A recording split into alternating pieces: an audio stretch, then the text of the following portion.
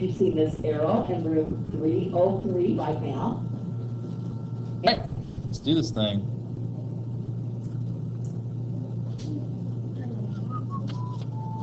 It's my dual display.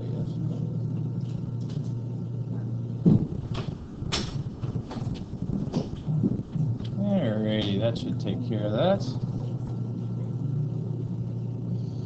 So I believe this is where we had left off yesterday, talking about the United States physical features. And, that's a little interesting. Okay. Hopefully that should cover all of this.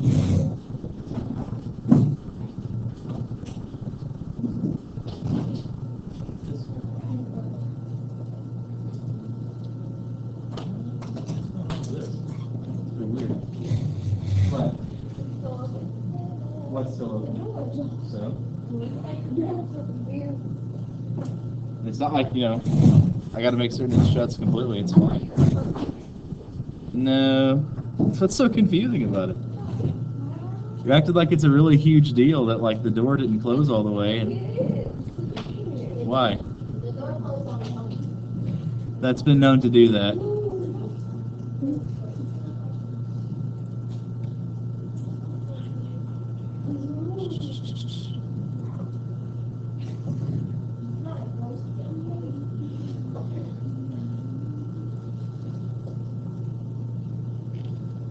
Alrighty, that should do it. So those of you guys who are watching at home, we'll see about 10 minutes of screwing around. That's alright. Yeah. No. Continuing on. Sorry. It's class time. Yeah. It's like Kevin's doing like, like ask your boss, can I just go home for a while? No. And then asking why. Well, because I feel like being a jerk. I thought that was a silly question. Anyways. Canada. Talk about location today. So, the main distinctions of Canada, if you think about sort of similar situations I talked about yesterday with borders, is again you notice that on the eastern side you've got some kind of squiggly lines, some of these kind of interesting borders, but a lot of it is straight. A lot of Canada is straight. That's because the vast majority of Canada is actually forest.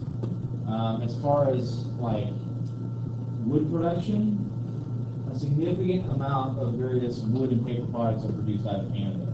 Like they're the leading wood producer in paper form, which seems like such a strange thing to be like, really, really producing, but I mean, not necessary. Cutting down trees isn't exactly the easiest lifestyle either, but it's a necessary one. And that also means that as far as physically, Canada is pretty open. There's a lot of what we consider wilderness. That being said, there's a few other common regions as well that are of note. Now, the first area in Canada being settled is just like we saw in the United States, this area of central Canada. Settled by two different groups, actually, which includes English and French. There was some interest by the Dutch in it, but not a whole lot. They were really more focused on the area of the United States of New York. It was actually, I think it's where New York used to be called Amsterdam. It wasn't New York. And eventually it was taken over by the English, and the same thing's going to happen with Canada. And so what happens is that the central Canada area is basically these two main territories that were taken over by the English and the French, which Quebec was mostly French and Ontario was mostly English. Yeah. Yeah.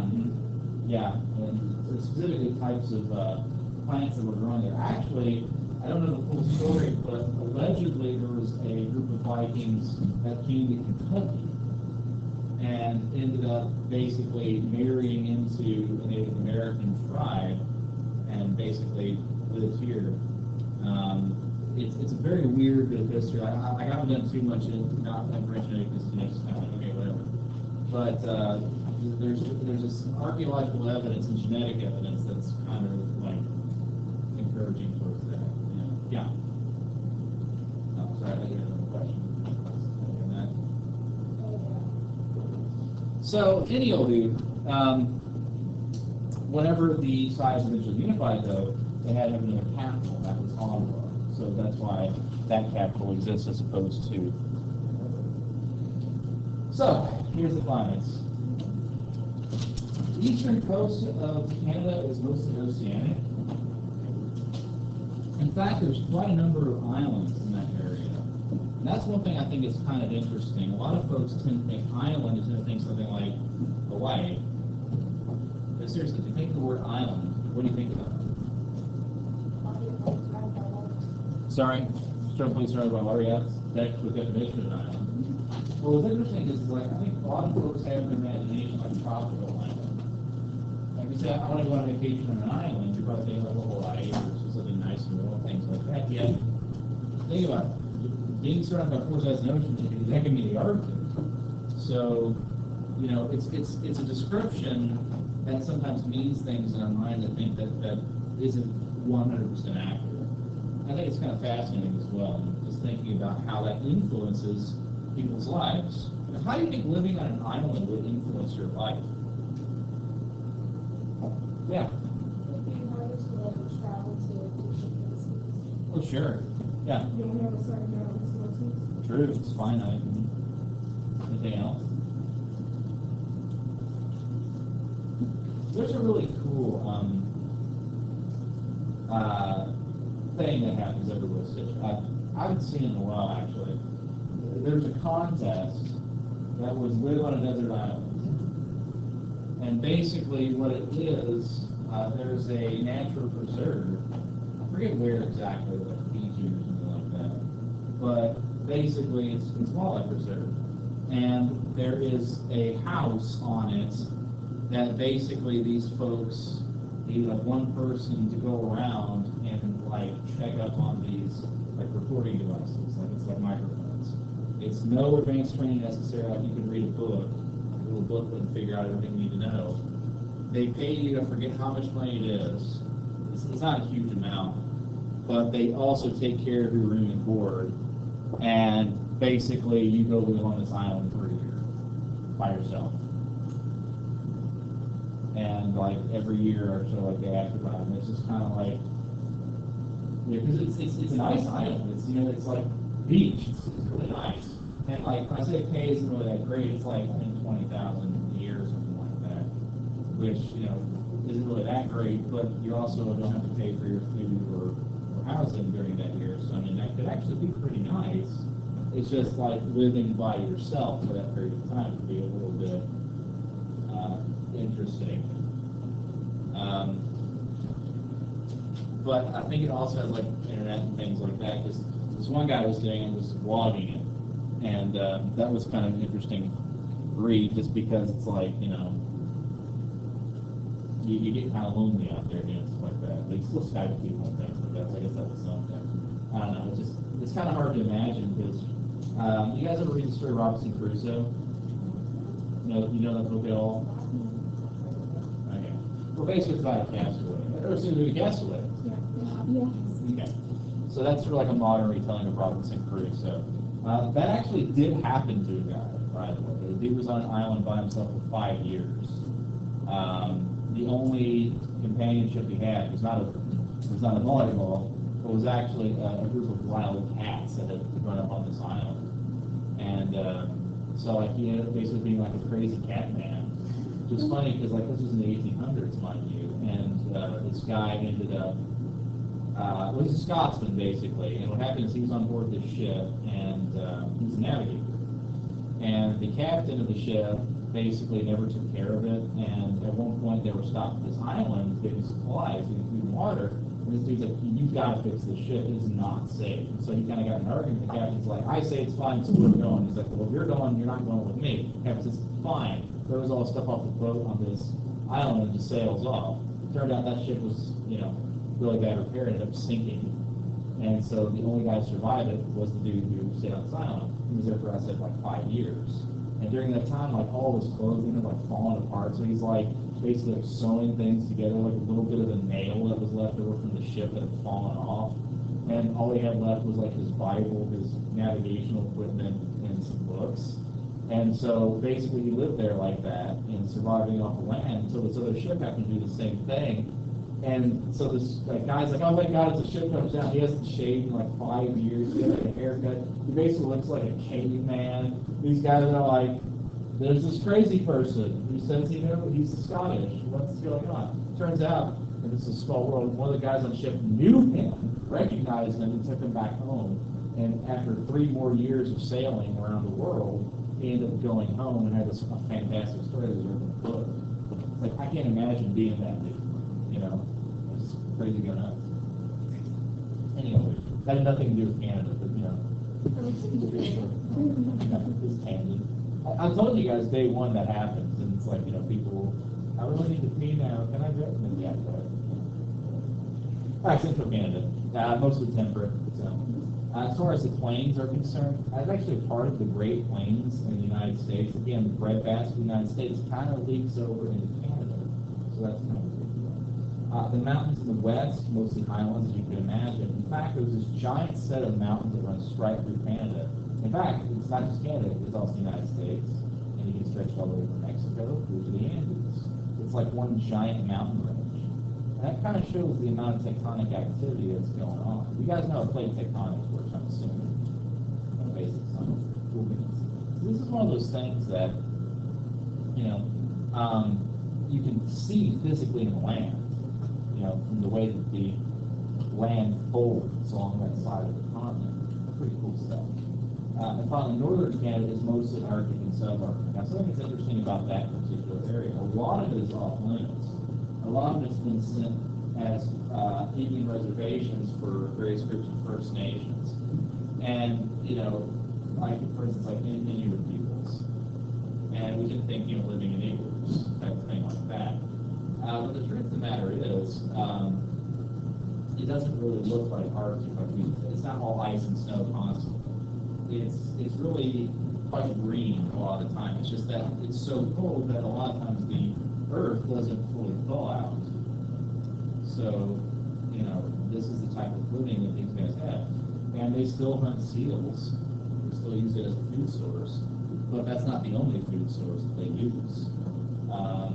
You know, it's kind of funny because, like, some of these guys end up coming to college in greater parts of Canada or even North America, and they can afford it. And, you know, have these experiences and take it back, and then some of them try to stay instead of others leaving.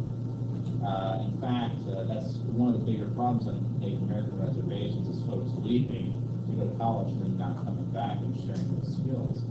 And frequently, folks who do leave are often seen as kind of like not being really Indian.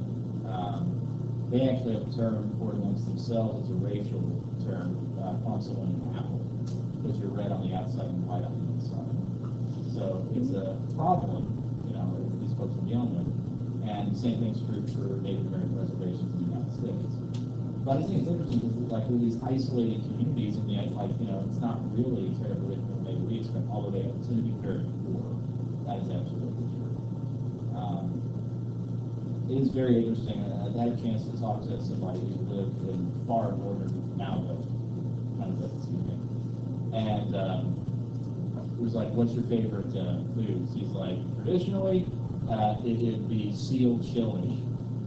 And the second food was like, I forget exactly. It was something like really like normal, like, I don't know, burrito or something like that. Then someone was like, "Okay, what does seal chili taste like?" He's like, "Seal." You know, it's you really can't. It'd be like trying to describe chicken to somebody who never had it. You know? Yeah. Have you had frog leg chili? I've not had frog leg chili. Actually, I haven't had frog legs either. I've had alligator before, but not frogs. I think I could never do that again. Gross. No, that's not much food now. Anyhow, dude. Somebody spat gum on the floor over there. Wait, is it the same one from It's the same one from yesterday. You don't have to bother to clean it up. Person not to be surprised. That's okay. Anyway, So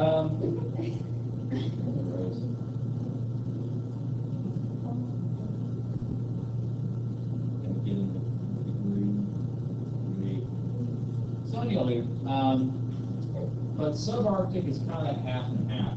Have you guys ever heard of permafrost? What is permafrost? Someone, anyone? Permafrost is land that is. Yeah, well, not really. It's dirt, but it's permanently frozen. It never thaws out. Have you guys ever? I warned you that does that. I did from day one. I told you. You guys aren't dumb like I was trying to be shy.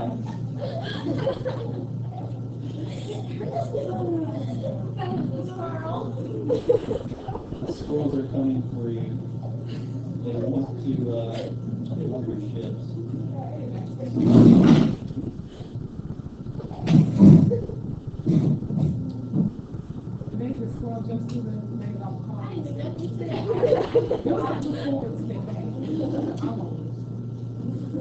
Squirrel's like, I regret nothing.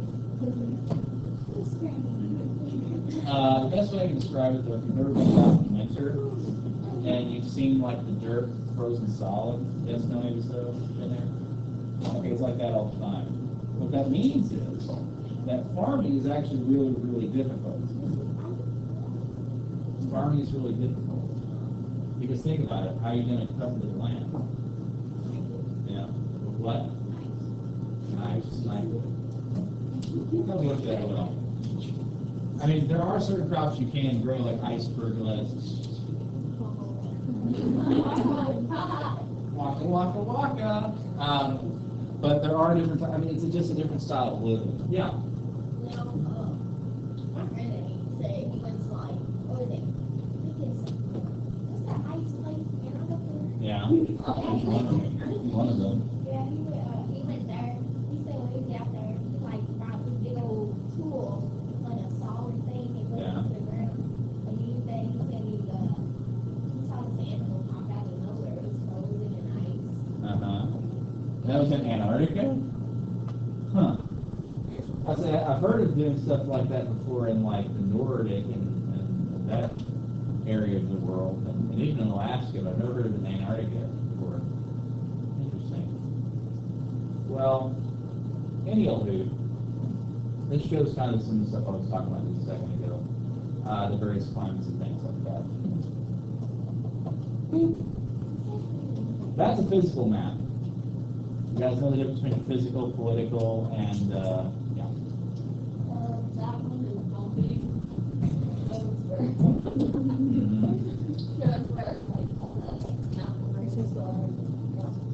It shows physical geography. As opposed to like countries, as opposed to languages, as opposed to weather patterns, or any kind of other crazy thing. By the way, you also are probably familiar with another type of map called navigational maps. You guys have ever been to the mall? You got the thing, you are here, navigational map. True story, bro. Question. Where is this, do you think?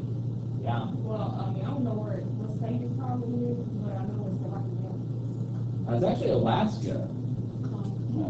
Yeah.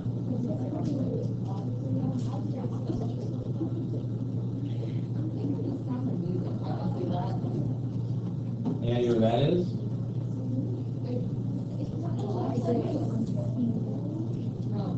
Vancouver. That is in British Columbia. It's the westernmost province in Canada. It's actually a pretty cool town because it's shaped like a horseshoe, and it's got access to two different bays. One of them tends to be more like industrial, one's more like commercial, or that's the same thing. One's more like commercial, one's more like touristy, like with all the cruise ships and things like that. If you go on a cruise to Alaska, you're probably going through Vancouver. And it's a really nice town, like I said. We'll talk more about it later. And then last but certainly not least, this is also in Canada, but there's areas like this in Alaska as well. This is some of the plains that you have. It's an Arctic region. So Again, you think Arctic, you probably think like Antarctica where it's all white, and penguins and that sort of thing. But in truth, this is what you're looking at. Again, it's very wet a lot of the time. Now, when it gets to spring, this will all become vibrant green flowers and all sorts of things like that. It's like out of nowhere. But for a long time of the year, it's like this with more. Okay. I'm not really going to bother with that. I have further reading on there to kind of explain stuff in case like you're wanting to catch this up again. That can be something to work with. But one last thing here.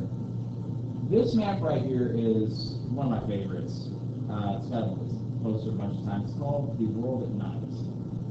And one of the things I like about it is it can tell us quite a bit about the world and populations. You know, physical geography, even psychological geography. Like one thing that's really cool, if you look in the northern eastern part of Africa, what is that little blob right there? Lit up like that and goes along. Well, yeah, it's in Egypt. What is it specifically? It's the Nile, yeah. It's like you can physically see it. All right. So that's it for today, guys. Someone's very upset. I wonder if the folks on YouTube can hear that. Someone's talking to their phone. All right, so here's the deal. This